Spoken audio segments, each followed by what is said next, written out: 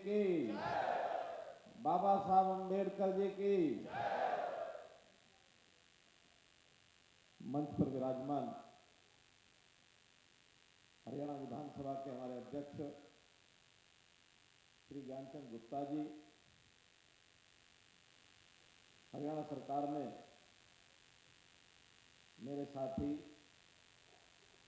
Cabinet मंत्री doctor Banwari Lal ji, Rajya Sabha के हमारे सदस्य पूर्व मंत्री हरियाणा सरकार श्री कृष्णलाल परमार जी, विधानसभा के हमारे अध्यक्ष श्री ज्ञानचंद गुप्ता जी, यहाँ उपस्थित हमारे तीनों विधायक सर श्री विशंबर वाल्मीकि जी, श्री सत्यराज रावता जी, श्री लक्ष्मण नापा जी, पूर्व मंत्री हरियाणा सरकार श्री कृष्ण बेदी जी, श्री ईश्वर पलाका जी, श्रीमती बंतो कटारिया जी, मेयर पंचकुला श्री कुलभूषण गोयल जी, हमारे चेयरमैन सफाई आयोग श्री कृष्ण कुमार जी, कार्यक्रम की अध्यक्षता कर रहे श्री ओपी मेहरा जी, श्रीमती निशा बुराक जी, श्रीमती रंजीता मेहता जी, उपस्थित बोल रहे हैं स्पीड में, क्या स्पीड नहीं आ रही है। सभी हमारे हरियाणा सरकार को गति देने वाले ऐसे हमारे अधिकारी कर्मचारी बंधुओं, स्पीड ठीक है भाई, समाज के सभी मेरे भाई 120 की स्पीड। अग्रणी महानुभाव, पत्रकार छायाकार मित्रों, मैं देख लेता हूँ, एक बार रुक जाओ फिर से। सबसे पहले तो आज बहुत ही पावन अवसर है, पावन दिवस है। महर्षि वाल्मीकि जी जिनको भगवान के दर्जे में हम रखते हैं, उनका आज जयंती का दिन है। और इस वाल्मीकि दिवस के ऊपर हम भगवान राम जी को भी याद करते हैं। नर से नारायण बनाने वाले महर्षि वाल्मीकि जी ने ही एक प्रकार से रामचंद्र जी को भगवान का दर्जा दिलाया। वाल्मीकि रामायण यदि वो न लिखते तो शायद देश दुनिया में रामचंद्र जी को ये दर्जा शायद नहीं मिल पाता। लेकिन प्रभु श्री रामचंद्र जी का जो विवेचन, जो विश्लेषण वाल्मीकि रामायण में किया गया है, भगवान राम की सत्यनिष्ठा, उनका कर्तव्य परायणता और उनकी मर्यादाएं, इन्हें कहा जाता है कि मर्यादाएं, बहुत लोग तो ऐसे कहते हैं कि रामचंद्र जी को आप भगवान की बजाय मर्यादा पुरुषोत्तम अगर कहेंगे कि पुरुषों में उत्तम से उत्तम जिन्होंने मर्यादाओं का पालन किया, पुत्र का धर्म क्या हो, पिता का धर्म क्या हो, भाई का धर्म क्या हो, पति का धर्म क्या हो, पत्नी का धर्म क्या हो, उनकी मर्यादाएं क्या है। हर किसी को काम करने की आजादी तो है, लेकिन एब्सोल्यूट फ्रीडम अगर ये सबको मिल जाए तो दूसरे को कुछ जीने भी नहीं देगा। फ्रीडम होती है, काम करने की आजादी सबको होती है, लेकिन वो एब्सोल्यूट कि मैं जो चाहूं सो करूं, तो सामने वाले का क्या बनेगा। इसलिए हर चीज की मर्यादाएं होती है। मुझे अधिकार है, मैं हवा में मुट्ठी चलाऊं, खूब पहलवानी करूं, खूब अपनी ताकत बढ़ाऊं, लेकिन मेरा हाथ 2 फुट आगे जाता है, 1 फुट के बाद यदि किसी का नाक आ जाए तो मुझे आजादी है क्या? नहीं। तो इसको कहते हैं कि मर्यादा है, हर चीज की मर्यादा। ऐसे प्रभु रामचंद्र जी ने जो मर्यादाओं का वो जो रखा है विषय भाव सारा, और उसकी जो जानकारी हमको महर्षि वाल्मीकि जी के रामायण में से मिलती है, वो वास्तव में ही महर्षि वाल्मीकि जी कैसे ऋषि थे, ऋषियों के ऋषि थे, देवताओं के वो देवता थे, योगियों के वो योगी थे।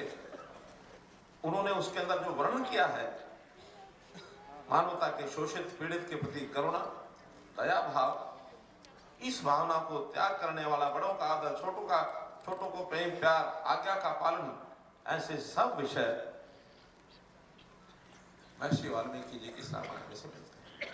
तो आज ऐसी महान विभूति के प्रकट दिवस पर मैं हरियाणा के राज्य भर से आए हुए अधिकारी कर्मचारी भले किसी एक विशेष योजना से एक उद्देश्य से यहाँ आप लोग आए हैं, मेरा दायित्व बनता है आपको मैं बहुत बहुत शुभकामना बहुत बहुत आगे बढ़ने के लिए प्रेरणा हमको मिले, ऐसी इस अवसर पर आपका मैं सम्मान करते हुए विषय को आगे बढ़ाता हूं।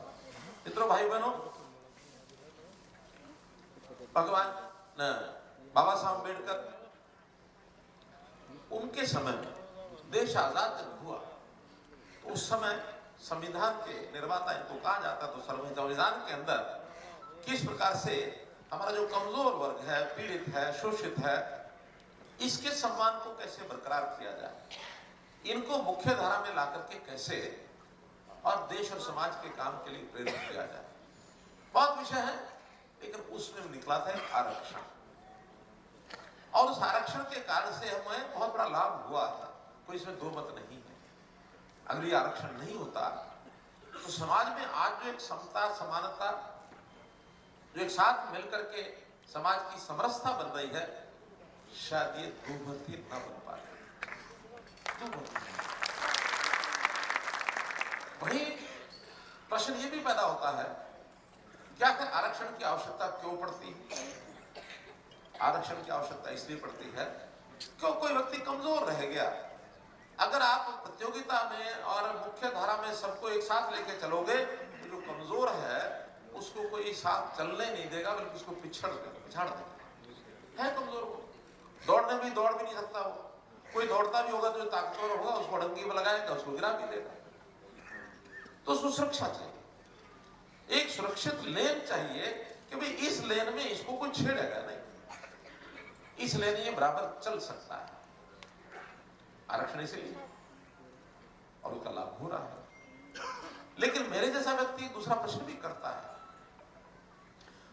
इतिहास में कुछ भी घटनाक्रम हुआ होगा, वर्ग विशेष कमजोर रह गया, लेकिन क्या इस कमजोरी को लगातार चिपका के रखना चाहिए?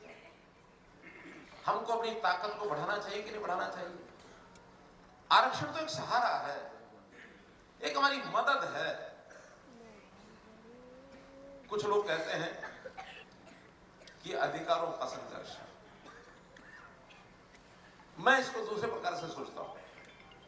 अधिकारों का संघर्ष वहां है जहां इस भावना से, इस कर्तव्य से कोई काम नहीं करता, हमें आगे बढ़ने का रास्ता रोकता है, तब ये आरक्षण का प्रावधान जो दिया हुआ है संविधान में, इसको प्राप्त करना, लेना, ये अधिकारों की लड़ाई है। लेकिन यदि व्यवस्था में व्यवस्था की देखरेख करने वाले लोग, उनके मन में एक संवेदना हो, उनके मन में विचार हो कि मुझे सबको साथ लेके चलना है, बल्कि जो थोड़ा पीछे रह गया, गरीब रह गया है, या वंचित रह गया है, पीड़ित रह गया है, इसकी मदद करके इसको आगे बढ़ाना है, ये उसका कर्तव्य भी है। अब विषय आता उसका कि वो पालना करता है कि नहीं करता इस कर्तव्य की। अगर तो पालना नहीं करता तो हमको उन अधिकारियों को लेने का संघर्ष करना पड़ेगा, और अगर वो पालना करता है तो शायद हमको संघर्ष की नहीं होगी। केवल लड़ाई लड़ने के लिए, केवल एक दूसरे से भिड़ने के लिए ये लड़ाइयां थोड़ी करनी। हमारा मत ये है कि समाज को एक होकर चलना है, समाज को, अपने देश की तरक्की कैसे हो, अपने प्रदेश को हम आगे कैसे बढ़ाएं, सामाजिक चेतना सारे समाज को इकट्ठा लेकर हम चलें। अगर हमें संघर्ष करना तो दुनिया के दूसरे देशों से करेंगे जिनसे हमको आगे बढ़ना है। आज दुनिया बहुत छोटी है, हम आपस में क्यों बढ़ते रहेंगे? आपस में नहीं बढ़ेंगे। हमें तो ऐसा शासन चाहिए कि जो इन चीजों को अपने आप ध्यान करे। देश की आजादी के बाद लगभग 65 साल तक, 70 साल तक इस ओर ध्यान नहीं दिया गया, बल्कि नारों के जीवन में हमको घुमा के रखा। कभी गरीबी हटाओ का नारा, कभी 20 सूत्री नारा, कभी 4 सूत्री 5 सूत्री नारा। इन सूत्रों से थोड़ी कुछ ठीक होता है, सोच से ठीक होता है। तो मोदी जी की सोच यही सोच है जिसको आज मैं बता रहा हूं, और हम लोग मोदी जी के बताए रास्ते के ऊपर चलते हैं। संयोग से मेरा सौभाग्य है कि मुझे उनके साथ काम करने का एक बड़ा अवसर मिला। 6 साल तक किसी पंचकुला की धरती पर हम लोग इकट्ठे काम किए।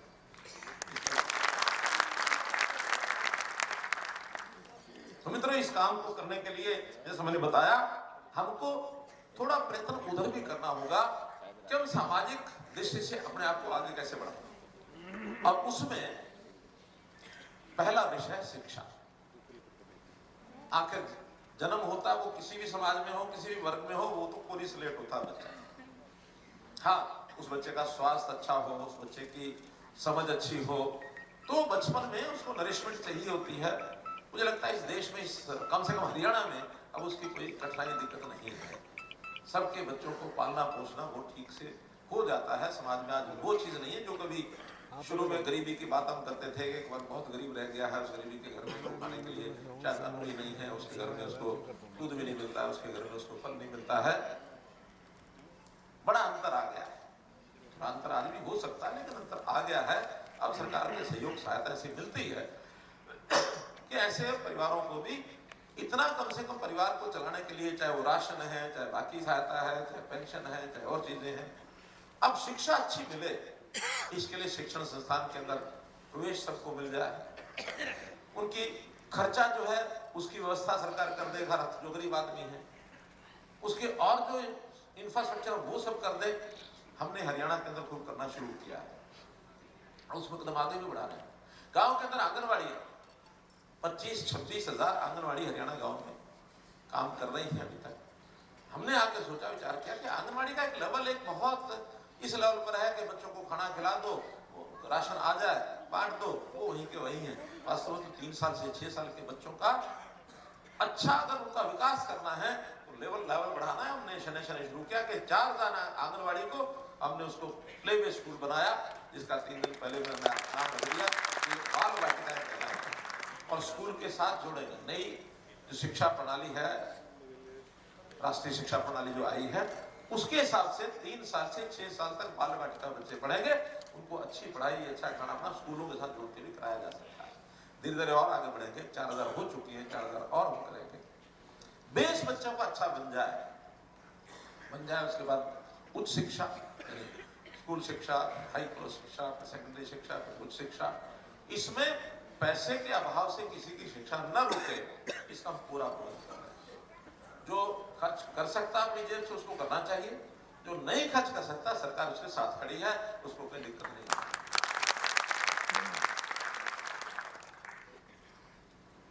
हमने तो प्राइवेट स्कूलों में भी गरीबों को बच्चे चले जाए, इसके लिए अलग योजना बनाई है, चिराग योजना। किसी को लगता है कि मेरा तो प्राइवेट स्कूल के अंदर अच्छी पढ़ाई हो सकती है, सरकारी स्कूल में नहीं है, उसकी धारणा हो सकती है। हालांकि ये ठीक बात है कि प्राइवेट स्कूल बहुत अच्छे भी हैं, बहुत छोटे भी हैं, लेकिन कहीं जाना है तो एक निश्चित राशि उन बच्चों के लिए स्कूलों को दे करके उनके लिए रास्ता खोल दिया, वहां जाकर पढ़ाओ। बच्चे सब समान है, बराबर। हायर एजुकेशन के अंदर सबके लिए, शिक्षा के लिए जितना हम सरकार दे सकते सरकार दे। बाकी लोन की व्यवस्था में सरकार की गारंटी शुरू कर दी है कि कोई प्रोफेशनल कोर्स करना चाहता है, घर में पैसा है नहीं, 5 लाख 10 लाख लगता, यह सरकारी लोन ले लो।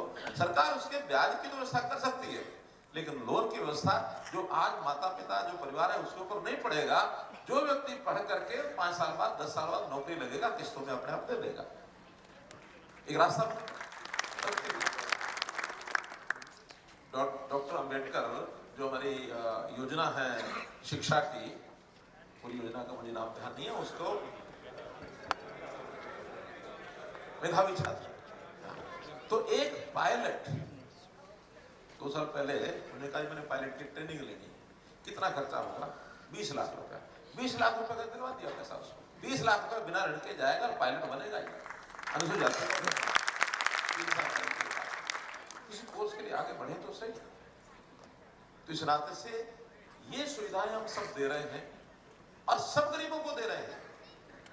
केवल अनुसूचित जाति नहीं, अनुसूचित जाति का बालक भी गरीब है तो एक साधारण परिवार का बालक भी गरीब हो सकता है, उनके लिए भी तो योजनाएं बननी चाहिए ना। समाज की समरसता, हरियाणा एक हरियाणवी एक कैसे बनेगा?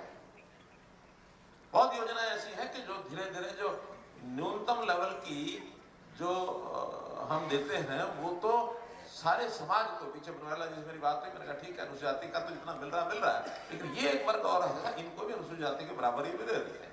अब परिवार की इनकम 1 लाख रुपया है मान लो, कोई भी परिवार है तो उसको तो कम से कम आवश्यक चीजें देनी पड़ेगी ना। अब उसमें हम नहीं अंतर करते कि किस जाति का किस परिवार का है। इस प्रकार से चीजों को धीरे धीरे बढ़ा रहे हैं हम, और हम चाहते हैं कि आगे संघर्षवाद ये खत्म हो, दायित्व कर्तव्य की भावना ये मन में आनी चाहिए, और ऐसे ही लोग आगे आने चाहिए। अगर ये हमारे हाथ में रहता है कि हम किसको लाएंगे, अगर ऐसे त्याग और समर्पण के भाव के लोगों को लाएंगे तो ये आपके हाथ में। और अगर भाई पिछली तरह जैसे चल रहा था, लूटना भी और कूटना भी,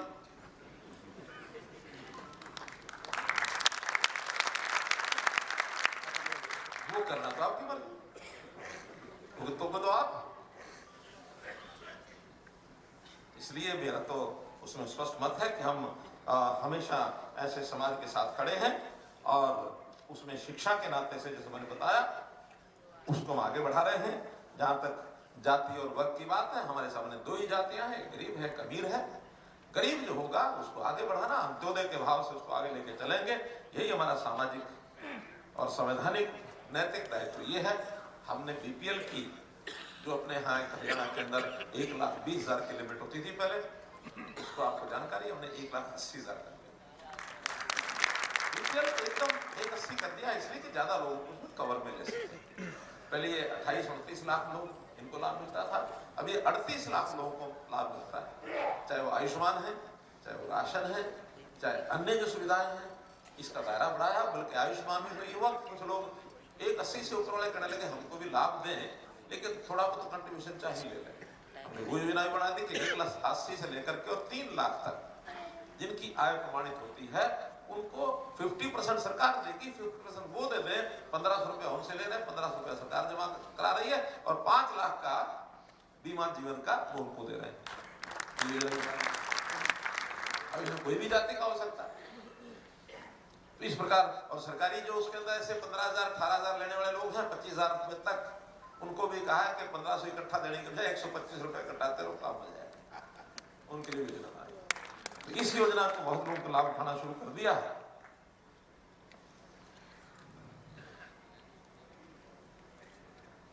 रोजगार के नाते मैं तो धन्यवाद करता हूं पूर्व वक्ताओं के। मैं कागज देख रहा हूं कि जितनी बातें मेरे पास थी वो लगभग हमारे पूर्व वक्ताओं ने सब योजनाएं सब लाभ सब बताए हैं, इसलिए मेरा समय भी बच रहा है। तो मैं तो जो चीजें कोई रह गई होगी एक आध बताऊंगा। जैसे एक योजना बनाई मुख्यमंत्री अंत्योदय परिवार उत्थान योजना, वो ये जो 1 लाख से नीचे ऐसे परिवारों में एक आदमी को रोजगार मिले, उसके लिए कैंप्स लगाए, उनकी काउंसलिंग की, उनकी ट्रेनिंग कराई।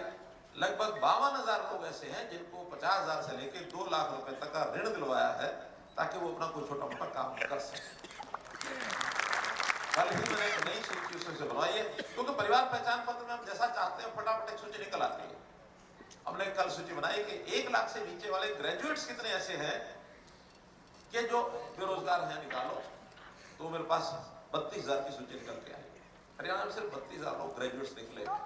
हो सकता है 2 साल पहले सूची बनानी शुरू की थी, आज उसमें से हो सकता है लोगों को रोजगार मिल भी गया, लेकिन मैंने कहा इनको सबको काउंसलिंग कराओ, सबको फोन करो, और क्या वो काम कर सकते हैं इन 32,000 को, क्योंकि ग्रेजुएट है, आय कम है, 1 लाख रुपए की वार्षिक है और बेरोजगार है। तो 3 कंडीशन तो बहुत बड़ी कंडीशन है। कैसे इनका सहायता करके इनको काम में लगाओ ताकि इनका परिवार ये थोड़ा सा आगे बढ़ सके, ये स्पेशली इसने किया है। आवास योजना में प्रधानमंत्री आवास योजना, अभी हमने मुख्यमंत्री आवास योजना बनाई है, उसके अंदर 1,80,000 परिवार के लोग ऐसे आए हैं जिनके अपने मकान नहीं है, गरीब है, मकान चाहिए। उसकी योजना बहुत जल्दी शायद 2-3 दिन में उसकी घोषणा करेंगे। वैसे उनका सर्वे हमने करा लिया है, लोगों को कहा कि अपने आप अप्लाई करो, उन्होंने अप्लाई किया है, लेकिन अब उसके अंदर एक सर्वे कराना कि वास्तव में उनका घर नहीं है तो उसमें पास हो जाए। थोड़ी राशि वो देंगे, थोड़ी केंद्र सरकार देगा, कोई हरियाणा सरकार देगी, कुछ बैंकों से बात करके उनका 10 साल का 15 साल का 1,000-2,000 रुपये महीने की किस्त बना देंगे, ताकि उनको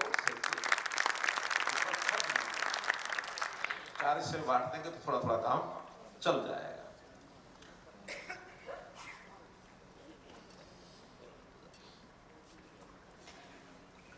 हमारे सफाई कर्मचारी, आज वाल्मीकि जी का प्रकट दिवस है, तो सफाई कर्मचारी कुछ दिनों से उनकी भी अपेक्षा है कि बाकी सबका बढ़ रहा है।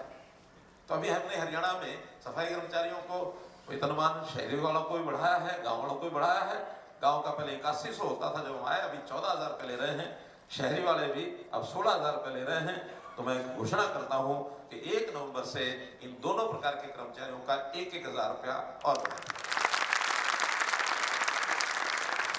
16 से 17 करेंगे, वो 14 से 15 करेंगे, और एक संख्या भी बढ़ा रहे हैं इनका पॉपुलेशन के हिसाब से। खास करके ग्रामीण क्षेत्र में संख्या इनकी होती है, कहीं 1 कर्मचारी, कहीं 2, कहीं 4, कहीं 6, कहीं 8। हाँ, तो 6 और 8 जहां है वो पॉपुलेशन के ऊपर है। तो जहां 6 है उसकी संख्या हम 8 करते हैं, जहां 8 है उसकी 10 करते हैं। जहां 4 तक वही रहेगी। हाँ, 6 का 8 और 8 का 10, और साथ में उनके जो औजार आदि भी लगते हैं, जैसे उनको तसला, झाड़ू, रेडी, छोटे मोटे रहते हैं, तो इनका वार्षिक 2,000 रुपया इसकी अनाउंसमेंट करना। तो 2,000 रुपया वार्षिक इनको ये औजार भत्ता सफाई कर्मचारियों को ये दिया जाएगा। कुछ लोगों का कहना था कि हमारी भी जो वर्दी हमको मिलती है उसकी धुलाई का पैसा नहीं मिलता, तो 1,000 रुपया साल का वो उनको धुलाई के लिए भी दे रहे हैं।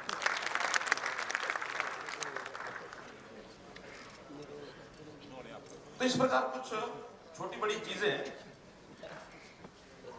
जो ध्यान में आती है, जब आती है तब हम कर देते हैं। कोई बहुत किसी को मांगने की जरूरत पड़ती ही नहीं है, ध्यान आना चाहिए। क्योंकि हम चाहते हैं सब लोग थोड़ा समानता से आगे बढ़े, कोई भेदभाव नहीं है। अभी चर्चा कर रहे थे भगत कबीर जी की, तुम्हें होता क्या, कबीर जी की जयंती का दिन था, कुछ शासन चले ऐसे बड़े प्रेरणादायक चले, पता नहीं मेरे मन में क्यों उसी समय आया। मैंने कहा कबीर जी का तो हमेशा याद रखना चाहिए। हमेशा याद कैसे रख सकते हैं? हमेशा याद रखने के कई तरीके हैं। तो या तो कुछ जेब में डाल लो, कुछ माला पहन लो, कुछ सामने नतमस्तक हो जाओ, मूर्ति रखो। मैंने कहा ये सारी चीजें शायद मैं निभा नहीं पाऊंगा। जिस आवास में मैं रोजाना निकलूंगा, रोजाना अंदर जाऊंगा और बाहर जाऊंगा, उसके बाहर मुझे लिखा हुआ मिलना चाहिए मैंने उस दिन अपना जो नाम मेरे आवास का नाम रहेगा। और उनका वो जो एक सिद्धांत है, कबीरा खड़ा बाजार में मांगे सबके खैर, ना काऊ से ना काऊ से। अभी बहुत बड़ी लाइन है। ये हमको संघर्ष नहीं सिखाती, ये हमको सबके प्रति समान भाव रखना सिखाती है। तो समान भाव तब होगा जब हम कमजोर को थोड़ा सहायता करेंगे, और जो भाई अच्छा संपन्न है उसको कहेंगे तो थोड़ा दे दे, उसे ले लेंगे। ये भी तो करना होगा ना, इसलिए उसके बिना समाज चलता नहीं। आज अगर आपको ना पता हो तो ये जो सरकार के पास जितने पैसे आते हैं, इसका मोस्टली 90% जो पैसों से हम टैक्स लेते हैं वही आता है। और आप लोगों का भी इनकम टैक्स कटता ही है। सरकारी कर्मचारियों का कितना इनकम टैक्स कटता है? वो जो बड़े लोग हो जाते हैं, जिसकी 50,000, 60,000, 70,000, 1 लाख, 50,000 से ऊपर जिनकी सैलरी है वो लगभग थोड़ा बहुत कट जाता है। हाँ, 50 से नीचे वाला शायद नहीं कटता होगा। देते कहाँ है? जिसकी आमदन बेचारे की 8,000 रुपये महीना, 10,000 रुपये महीना, उनको देते हैं। चाहे वो पेंशन के रूप में दे, चाहे राशन के रूप में दे, चाहे आयुष्मान के रूप में दे, कैसे भी दे। तो ये एक साइकिल है। इस साइकिल में लेना भी है, देना भी है। हमें अपने समाज में भी वृत्ति रखनी चाहिए कि समाज के अंदर भी हर तरह के लोग हैं। बहुत सामान्य नीचे भी है, मध्यम भी है, ऊपर भी है। अभी पिछले दिनों में हमारे एक ऑफिसर ने मुझे कहा कि कुछ अनुसूचित जाति के लोग ऐसे जो इंडस्ट्रियलिस्ट हैं, मुझे अच्छा लगा, इंडस्ट्रियलिस्ट भी हो गए हैं। मैंने कहा बड़ी अच्छी बात है, क्या करना है? कि उन्होंने चैम्बर ऑफ कॉमर्स बनाया, DCCI डिक्की, DCCI डिक्की है ना, तो उनका एक सम्मेलन करना, मैं कहा जरूर जाऊँ। जैसा कृष्ण पवार जी ने बताया कि हमने तो इंडस्ट्री लगाने के लिए कोई जमीन लेता है, चाहे DC की, तो उसको जो कॉस्ट होगी उसमें से 20% डिविडेंड दे देंगे। आओ तो सही, आगे बढ़ो, लेकिन अपने समाज के जो कमजोर वर्ग है उसको सहायता करने के लिए भी आगे आओ। छात्रावास के लिए बहुत लोग जमीन मांगते हैं।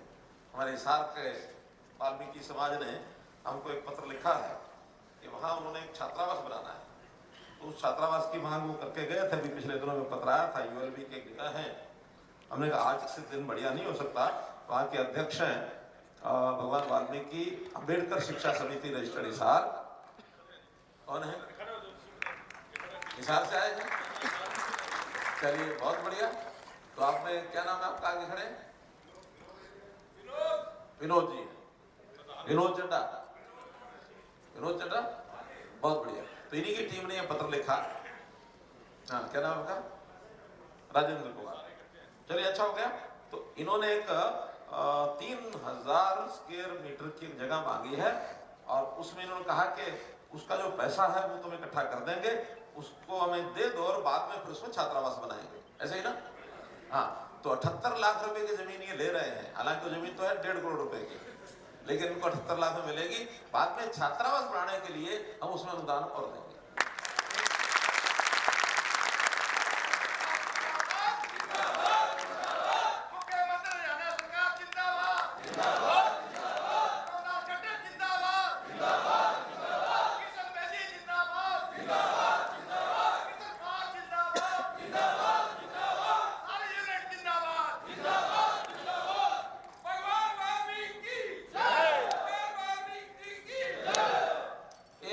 चर्चा हमारे कृष्ण पवार जी ने की कि पिपली में कोई एक संस्थान में छात्रावास खोलेंगे और कुछ करेंगे जिसका नाम श्री गुरु रविदास जी के नाम से वो छात्रावास होगा। उसके लिए हमने एक और योजना बनाई है। पिपली में हमारा ट्रांसपोर्ट एक नगर है, हमने योजना से उसमें से एक 3 एकड़ का प्लॉट बचाया है। कई दिनों से मन चल रहा था कि पिपली में कोई अच्छा रोड से आते जाते लोगों को दर्शनीय स्थल मिले। उस 3 एकड़ जगह पर श्री गुरु रविदास जी की एक ऊंची प्रतिमा लगा करके एक स्मारक बनाया जाएगा।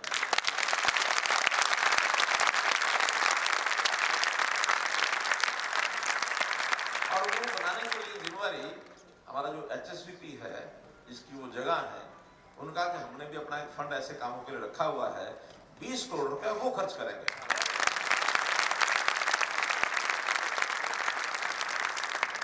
मूर्ति कही जाती है आदम कद, यानी 5 साढ़े 5 फुट का आदमी का कद होता है।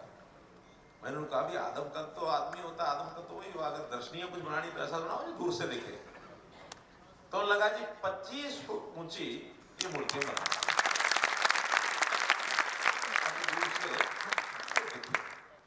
तो इस प्रकार का एक वहां 3 एकड़ जगह जो है वो डिपार्टमेंट देगा, पैसे वो लगाएंगे और एक जिसको कहना चाहिए प्रशासनिक एक ट्रस्ट ये बनेगा, जिसमें समाज के लोग भी होंगे, कुछ प्रशासन के लोग होंगे और उसको अच्छा भव्य वहां फिर शिक्षा के भी जो केंद्र, क्योंकि 3 एकड़ जमीन है, स्मारक सीमा तो थोड़े स्थान पर बनेगी, थोड़ा उसका पार्क बन जाएगा, कुछ और कोई धर्मशाला या कोई छात्रावास या कोई शिक्षण संस्थान, उसके लिए भी उसमें इस काम को आगे करेंगे। अब जो अंतिम एक बात जो एक आध वक्ता ने शुरुआत की थी, मैंने कहा अंत में करूं तो ज्यादा ठीक है। उसमें कुछ बातें हमने कही कि इस पॉलिसी में कुछ 2-3 वाक्य ठीक कर रहे हैं। अब मैंने तो ये कहा कि उसको जरा अध्ययन कराएंगे, उसका एक कारण भी है। देखिए ये जो सारी चीजें होती है ना, इसमें एक कोई पक्ष होता है जिसको कहना चाहिए हमको लाभ होता है, उस लाभ का दूसरा आदमी भी कैलकुलेट करता है, इसमें एक को लाभ होगा दूसरे को थोड़ा नुकसान भी होगा। हम जिसको नुकसान होता है उसको समझाते हैं कि नहीं भाई, आखिर समाज में जब हमको समरसता लानी है तो जो थोड़ा पीछे रह गया उसको आगे लाना है। आपको ज्यादा ले रहे थोड़ा कम ले लेना, यही तो है। नुकसान नहीं होता, मिलता ज्यादा है, थोड़ा कम मिलता तो वो कहता है नोशनल लॉस हो गया। तो नोशनल लॉस होता और कुछ नहीं होता।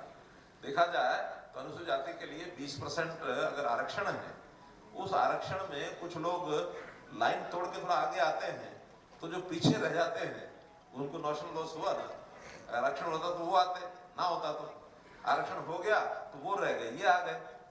तो इतना थोड़ा अंतर चलता है। हमने तो समझाया है कि देखो एक बार शुरुआत की है तो हमें इसको करना है, तो करना है तो उसमें 2-3 बातें हैं जिसको मैंने बाकी समाज के लोगों को कहा भैया जो मिल रहा वो ले लो, ज्यादा छूटा कि तो कई बार उल्टा भी हो जाता है, सामने वाले अगर ज्यादा खड़े हो गए तो ये कोर्ट वाले तो फिर एक 4 अक्षर जानते हैं, वो STAY। इसलिए धीरे धीरे सहज से एक बात जो ध्यान में आई है वो इनका कि जो हाईएस्ट पोजीशन अगर एक है उस पर ये पॉलिसी लागू नहीं होगी, उसमें सिंगल शब्द नहीं लिखा हुआ हाईएस्ट पोजीशन, तो प्रश्न ये होगा कि कई बार हाईएस्ट पोजीशन पर भी एक से ज्यादा पोस्ट होती है, जैसे कि डिपार्टमेंट मानो पब्लिक हेल्थ है जिसमें 3 EIC ऐसे पावर में 3 होंगे तो है तो हाईएस्ट, लेकिन 3 है तो लागू होगी नहीं होगी, तो हमने स्पष्ट कर दिया कि जहां 3 है वहां ये पॉलिसी लागू होगी, जहां सिंगल हाईएस्ट है वहां लागू नहीं होगी। सुप्रीम कोर्ट का भी अभी है ही एक पोस्ट, उसमें क्या निकाल लेंगे, तो इसलिए वो जिसकी बारी आएगी, वो चाहे SC हो चाहे नॉन SC हो, जिसकी बारी आएगी वो जाएगा, तो वहां ये पॉलिसी लागू नहीं होगी। एक तो चीजें और बाद में इसको समाधान निकालेंगे। दूसरा एक विषय ये है कि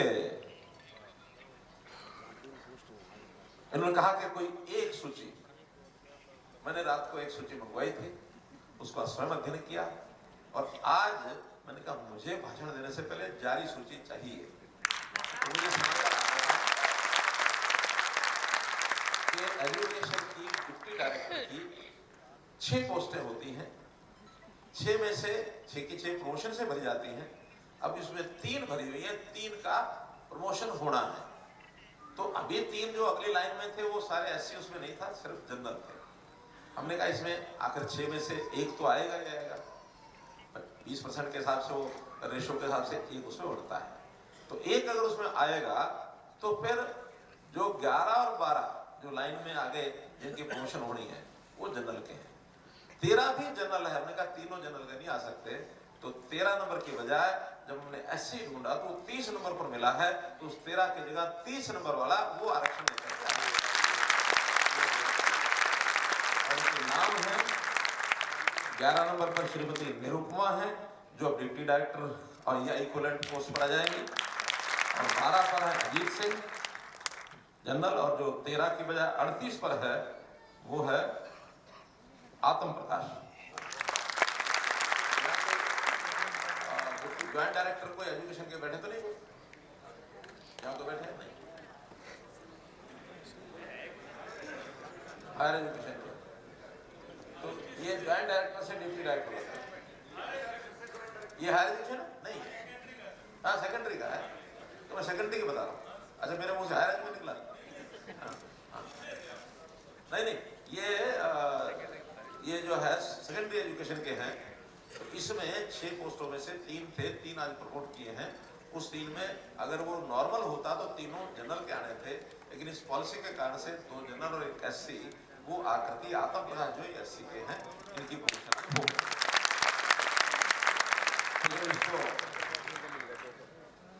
अब मेरे पास एक सूची ऐसे सब करेंगे, मेरे पास एक सूची आज अभी आई थी, तो वो मैंने उनको कहा करके मुझे 12 बजे तक करके बताओ। अब जब एक शुरू हुई है तो रास्ता खुल गया, मैं तो केवल इसलिए रास्ता खुल गया, गिफ्ट देके जाओ तो रास्ता खुलने के लिए मैंने एक अनाउंसमेंट की है, बाकी तो डिपार्टमेंट में बैठ के करेंगे। हाँ ये कह दिया डिपार्टमेंट को कि हर प्रमोशन डिपार्टमेंट जो है वो चीफ सेक्रेटरी ऑफिस में दिखाकर HRMS डिपार्टमेंट में कम से कम शुरू की 4-5 सूचियां, ताकि फॉलो ठीक हो जाए, कल को उसमें कोई कंट्रोवर्सी ना आए, जो उसमें नीति बनी है उसके हिसाब से उसको अक्षरशः उसका पालन हो जाए, इसका ध्यान करेंगे। लेकिन फिर मेरा ये कहना है कि इसको हम लोग बहुत ठीक है हम मनाएंगे, हमारे लोग अफसर बनेंगे, ऊपर जाएंगे, लेकिन ऐसा कोई प्रकटीकरण नहीं करना चाहिए जिससे दूसरे को भी तकलीफ हो। तकलीफ किसी ना बना, सब भाई हैं, उनको हमने समझाया कि भाई ठीक है आखिर 20 मिनट। एक बात और मैं बता रहा हूँ, ये भी जो पॉलिसी है कब तक रहेगी, तब तक रहेगी जब नेचुरल वे में नीचे से 20% नहीं आते हैं। जब नेचुरल वे में 20% नीचे से आएंगे, रोस्टर में नीचे से चल रहा है ऊपर गैप, तो तब मिलता है ना 20% ना हो। जब वो एजुकेशन, मैंने एजुकेशन की बात क्यों कही है कि हम अपने बच्चों को एजुकेशन दें एजुकेशन में कंपटीशन करें, और मैं तो अपेक्षा करूंगा कि उस कंपटीशन में 20 से 25% आओ ना, दिक्कत क्या है, आओ कंपटीशन में आने पर किसी को तकलीफ नहीं है। फिर ये धीरे धीरे जब 20 या 25% पढ़ने शुरू होंगे तो ये जो पॉलिसी है ना आज जो जिसकी खुशी मना रहे हैं, हो सकता है 10 साल बाद 15 साल बाद ये इररिलेवेंट हो जाए, ठीक है नहीं? ये तो हमारा क्योंकि बैकवर्ड था, प्रमोशन में चूंकि सीरियल से आ रहे हैं, हाँ क्लास 3 और क्लास 4 ये हमने 2015 में लागू कर दी थी। उसमें बीच में कोई एक आध विषय को लेकर के कोर्ट में स्टे हुआ था, लेकिन वो स्टे टूट गया। अब वो जिस ढंग से वो चल रही है वो स्मूथ चल रही है, ये भी स्मूथ चलेगी। तो आज इस अवसर पर बहुत सारे विवाद थे इसमें, ऐसा नहीं कि नहीं थे। 7 बैठकें हुई इसकी मेरी, 7 बैठकों में किसी ने कोई बात अड़ाई, किसी ने कोई अड़ाई, किसी ने कोई अड़ाई। हमने कहा कि नहीं, एक एक करके भी जो काम करना है करना, समाज के सब लोग को मिलकर चलना, दिक्कत क्या है, और कमजोर वर्ग उसको आगे बढ़ाना हमारा दायित्व है, धर्म है। इसलिए मित्रों, आप इसी बात का विश्वास रखना कि कोई भी जो हमारा दायित्व है, जो हमारा कर्तव्य है, उसको निभाएंगे, और आपको इसके लिए अधिकारों की लड़ाई लड़ने के लिए संघर्ष आगे कभी नहीं करना पड़ेगा। बहुत बहुत धन्यवाद।